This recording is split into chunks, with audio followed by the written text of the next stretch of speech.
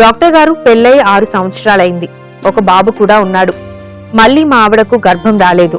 గర్భం రావడానికి 12 నుండి 18 రోజుల మధ్య కలవాలంటారు కదా, అలాగే సెక్స్ లో పాల్గొంటున్నాను, అయినా గర్భం రావట్లేదు. ఆడవాళ్లలో అందం ఉత్పత్తికి ఒక సమయం ఉన్నట్లే మగవాళ్లలో కూడా వీర్య కణాల ఉత్పత్తికి సమయం ఉందా? ఒకవేళ అలాగే ఉంటే మగవాళ్ళు ఏ దినాల్లో సెక్స్ లో పాల్గొనాలి? తగిన సలహా ఇవ్వండి అంటున్నారు. ఆడవాళ్ళకి మెన్సెస్కి మధ్యకాలంలో అందం ఉడుతుంది. సాధారణ లేడీస్ 28 రోజులు మెన్స్ అవుతారు, లేకపోతే 30 రోజులు అవుతారు. అంచేత మెన్సెస్ అయిన 12 రోజుల నుంచి 16 రోజుల మధ్య అన్నం విడుతుంది. అది ఆడవాళ్ళకి ఒక్కసారి నెలకు ఒక్కసారి అన్నం విడుతుంది.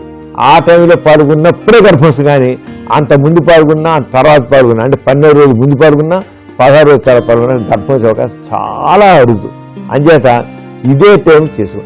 అయితే ఆడవాళ్ళకి నెలకు ఒక్కసారి అన్నం విడుదలవుతుంది.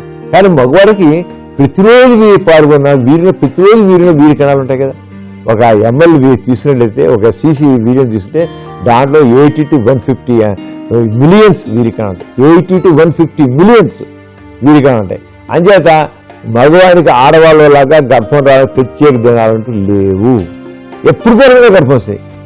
అంచేత మగవాడికి మాత్రం లేవు.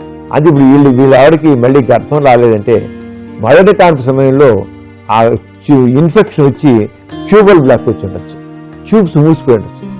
సాధారణంగా కాంతి అయిన స్టేజ్లో ఇమ్యూనిటీ బాగా తగ్గిపోతుంది. ఇమ్యూనిటీ తగ్గిపోవడం వల్ల వ్యాధి క్రిములు తేలిక లోపలికి వెళ్ళిపోతాయి. ఆడవాళ్ళకి చాలా ఈజీగా, ఎందుకంటే యూరి మార్గం నుంచి గర్భాన్ని చాలా ఈజీ. అంచేత హిస్టోసాల్పింగ్ ప్రోగ్రామ్ ఎక్సర్సైజ్ తీస్తే ఏమైనా ట్యూబల్ బ్లాక్ ఉందా అని తెలుస్తుంది. ఒకవేళ బ్లాక్స్ ఉంటాయి, వాళ్ళకి ట్యూబోప్లాస్టీ చేస్తే కొంత మళ్ళీ ప్రెగ్నెన్సీ రావడానికి అవకాశం ఉంది. అంచేత హిస్టోసాల్పింగ్ ఎక్స్రే కానీ లేదా హిస్టరోస్కోపీ కానీ చేసి చూసి ఆర్గనైజ్ చేస్తే తప్పకుండా మళ్ళీ ప్రెగ్నెన్సీ వచ్చే అవకాశం ఉంది. అంతేగాని ఈ మగవాళ్ళలో ప్రత్యేకంగా పాల్గొనే రోజులు అనేది ఏం లేదు. ఆడవాళ్ళకే ఉంది. ఇది గర్భం రావడానికి నెల మధ్య 12 నుంచి 12 నుంచి 16 రోజుల నుంచి అన్ని రోజులు.